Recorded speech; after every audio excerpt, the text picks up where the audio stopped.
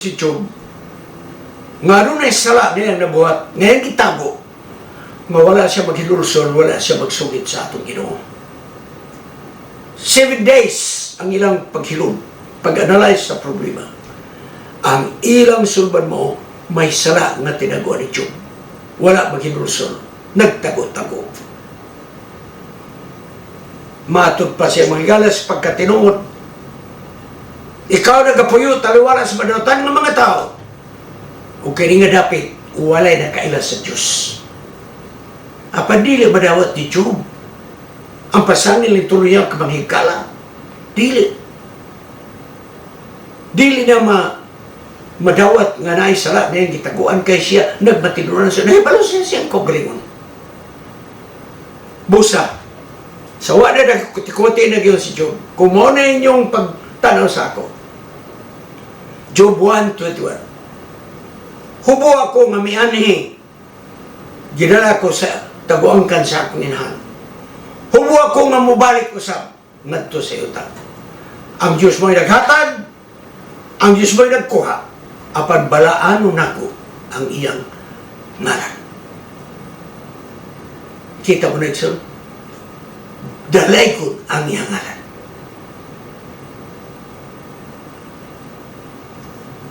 Si Satanas makasakit ka na to sa daghang pamagi.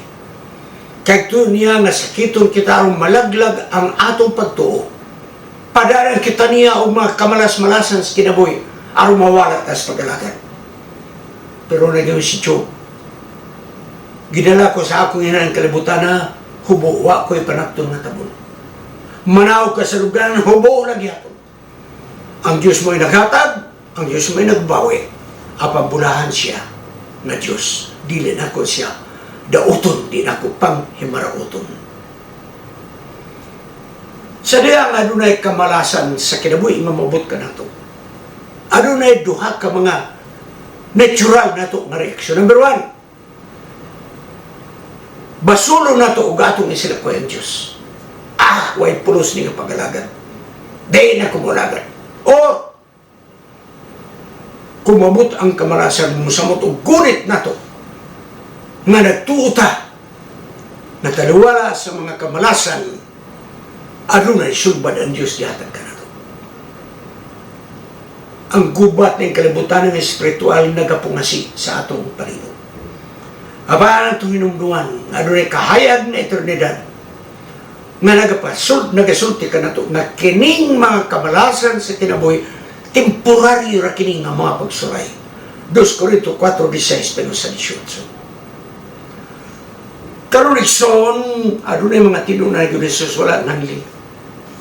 Nagbaktas pa ingon sa Emmaus gikan sa Jerusalem. Dayon sa dalan nag-iskot sila. Sa nangagi nga panahon nga si Jesus nagministeryo. Naiskutan nila nga si Jesus misulod sa Jerusalem, nagsakay o gasno. May atos templo, gipanguwad ang mga baligya. Kaya nahimo ng merkado ang templo.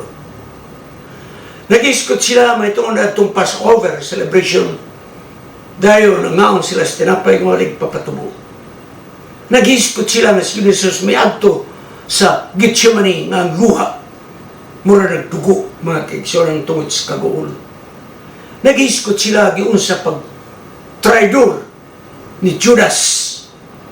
Ug nag-iskot sila nga wala agyoy fairness ang paghusay kay Jesus. Ug nag-iskot sila sa mga kasakit nga gidawat ni Jesus. Bunal la paro luwa, mga kaigsonan. Unya, ilang iskutan na ilang yung nadungog pag yung ni Jesus, natapos na. Dahil miubos ang iyang liog.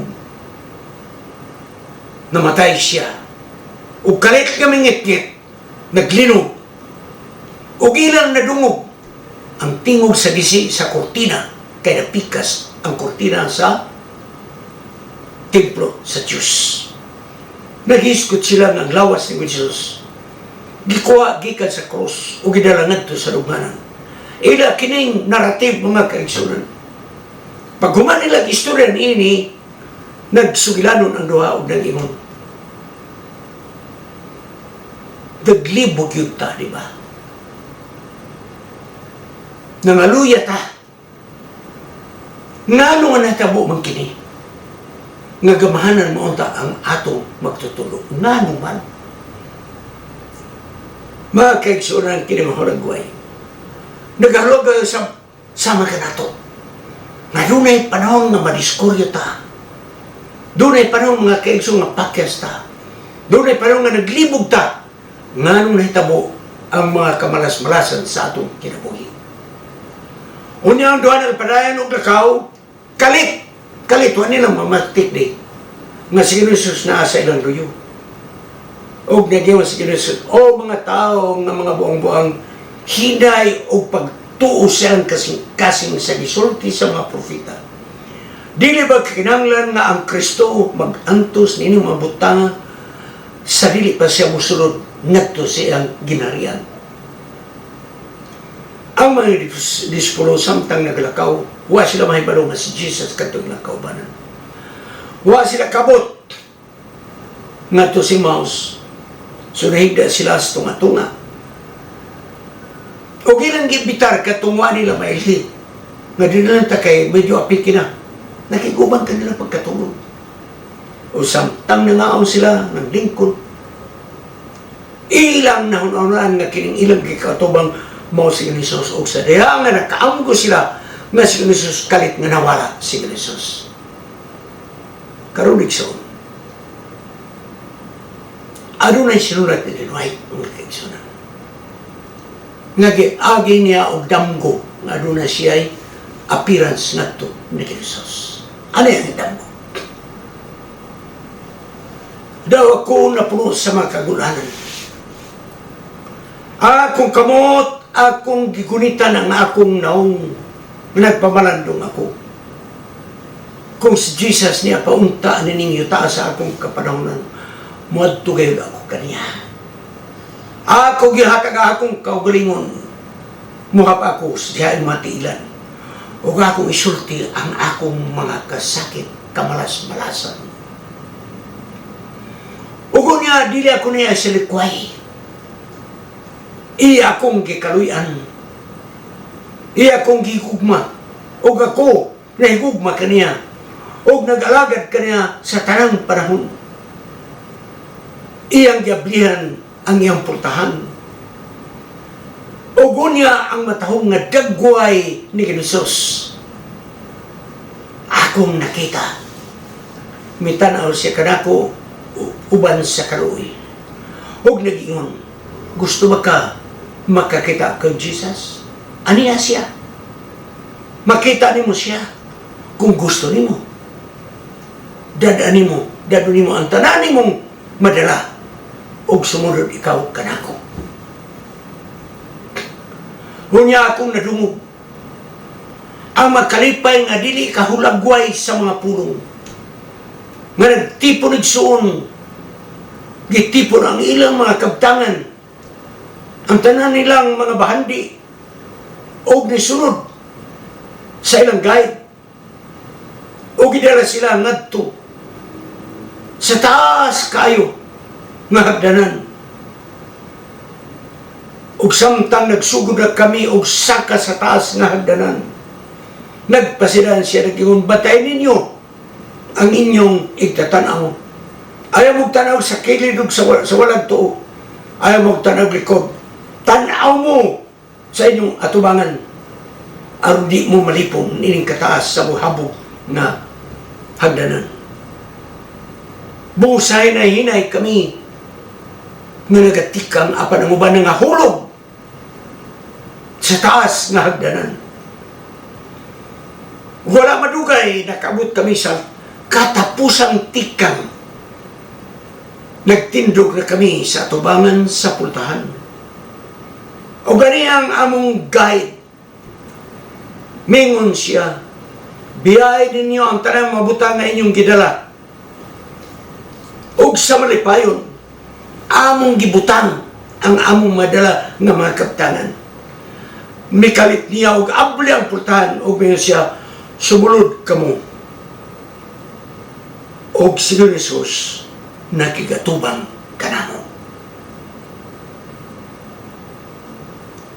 Di gid nimo ikalimod ang katahom sa paragway ni Jesus. Nagasidlak uban sa kugmaw kaluoy. Harianon nga siya lamang mo'y nanag-iyan ini. Ang iyang mga mata natutok nga ni kanako. Ug ako na baluan na siya gyud si Jesus. Ako niya sa mga sirkumstansya sa akong kinabuhi, sa sulod sa akong una o pagbati, akong gisulayan nga akong kagalingon ipanalipod gikan sa iyang mata nga nagatanaw kanako. Kaya nagabati ako nga dili ako makagwanta sa iyang mga mata nga masusiyon nga nagatanaw kanako. Apan siya may duol kanako uban sa rakong pahiyom. O iyang ipandong ang iyang kamot ibabaw sa akong ulo ug mingon siya, ayaw kahadlok. Ang tingog hirbayang katamis nga mituhop sa akong kasing-kasing nga nagabati ako kalipay nga sukad masukad wala gyud nako ma-eksperyensyahi. Usa ka kalipay ang mga pulong nga akong nadunggan tubangan. Ang akong kusog mibalik ka na ko kung mibakot. Ang may kugmaong mga mata ni Jesus nagatutok yapon ka na ko. O ganyang pahiyom nakapuno sa akong kalag diya sa dakong kalipay. Ang iyang presensya nakapuno sa akong baraanon nga pagdaig. Miining dili nako ikahulagway nga gugma. Kini nga damgo ni niliway nga niyo siya. Kini nga nagdamgo naghatag ka na ko paglaom o pagtuo o ang katahom o ang yano nga pagsalig diya sa Diyos nagasugod na dinhi pagbanag-banag sa akong kalat. Ellen G. White, Early Writings, page 79 to 80, pagkatahom ito. Ang gisay-say ni Ellen G. White siyang damgo. Karoon nagsoon mo ato ta sa dugang mga pagpamalandong. Ang atong pamalandongon mo kini. Kung makatagbo kita sa mga kamalasan sa atong kinabuhi, matagkaroon niya. Ano na'y panahon nga mauyog ang atong pagtuo. O di nato ikaglimot. Nga mutanaw kita sa palibot o asa ang Diyos. Nganong gagitugutan man may tabo kini kanato. Nganong nga kanang uban walay simba-simba, wala mag-alagad, wala magid sila makabaton o kamalasan sa kinabuhi. Igsoon, kumuadto ta sa sumada sa atong leksyon, synopsis, hagpatagpag. Ang pakiguban nato sa atong Diyos, wala nagpasabot nga wa na kita'y labot sa mga kamalasan sa kinabuhi. Akong balikod. Ang atong pakiguban diha sa Diyos sa atong pag-alagad. Nga matinuran.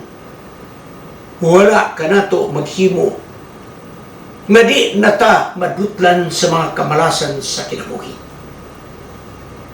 Kay ang kamalasan sa kinabuhi itugot sa Diyos. Nga kita makasinati, dili aron kita patyon sa mga kamalasan. Apan aron mulig-on ang atong pagtuo. Aron nga kita, di ta mo surrender, magmapinadayonon. Aron nga kita andam niya ng dako na umaabot sa pag-uyog sa karisdanan sa atong kinabuhi. Kining mga kasakit, kining mga kamalasan, dili buti pasabot. Nga gibiyaan ta sa Diyos. Kaya kung naay mga kamalasan mo ba sa kinabuhi, sumala sa leksyon na ato ng natunan, na si Jesus, magaluwas ka na to. Gawas kung mabut ang kamalasan o mawala ang atong pagsalig pagtuka niya, nan kini mga kamalasan, iduot kita sa walay paglaom. Tanawa, parang kining babae nga gadugo og 12 na katuig.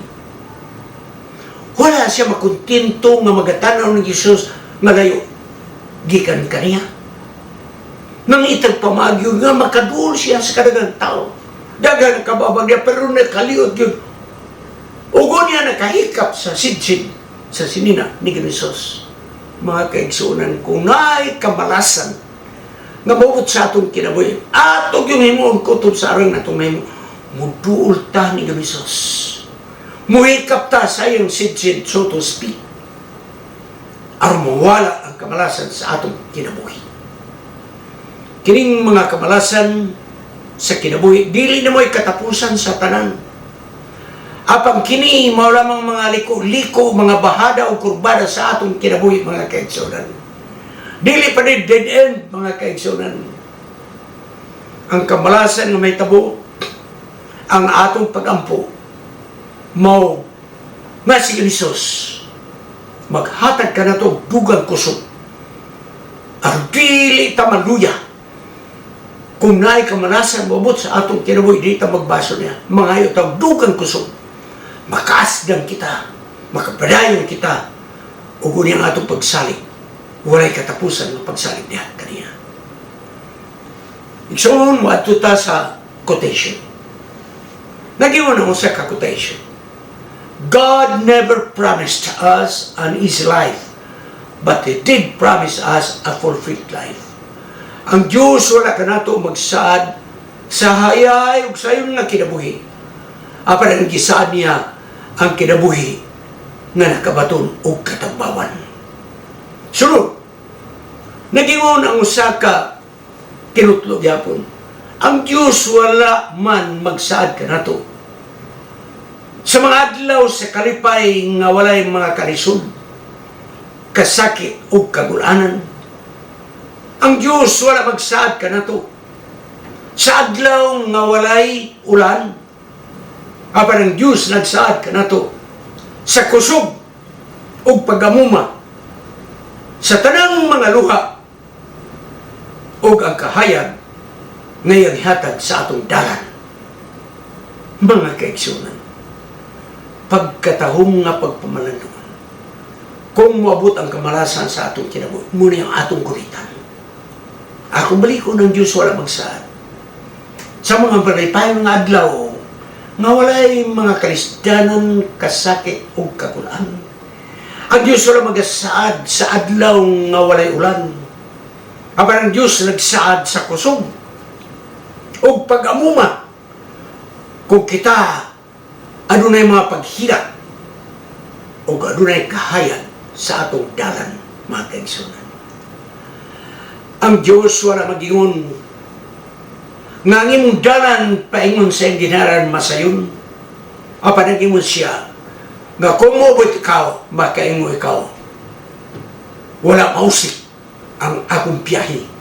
Kay karisdanan nga akong nagyan sa dalan, dili magkatumbas sa karindot sa kalipay nga akong natagamtaman sa tumuhi sa akong mga karisdanan. Magaputalas itong tapos. Gamhanan na Diyos na nakas mga langit. O Diyos, kaming tanan nakaagi og mga kamalasan sa kinabuhi. Nausahay di namo masabot nga nung hitabo kini. Apan karon among nasabtan. Nga di ay kung mabot ni sa among kinabuhi, ikaw lang magbiya ka namo. Naara ikaw, magaluwas ka namo. Kaya kining mga sakit nga among nagyan, sa diya nga mabot na kami, sa tumuhi sa among biyahe nga ito sa among ginharian, makaingon kami. Ang magkasakit na mong nagyan, dili makatumbas sa kalipay nga walay katapusan nga among matagamtaman diha sa imong sabakan. Salamat kay ikaw nagtubag sa among pagkampo. Sa ngalan ni Jesus manluluwas. Amen. Kining inyong higala, si Pastor Wendell Munggaya Serrano, nga inyong igsoon usab, magkapadasig sa matagos sa kaninyo sa pag-like, pag-share, labaw sa tanan sa pag-subscribe sa atong YouTube channel ng pangalan Wendell Munggaya Serrano ug ayaw kalimot sa pag-click sa notification bell hangtod sa sunod nga higayon magkita na usab kita.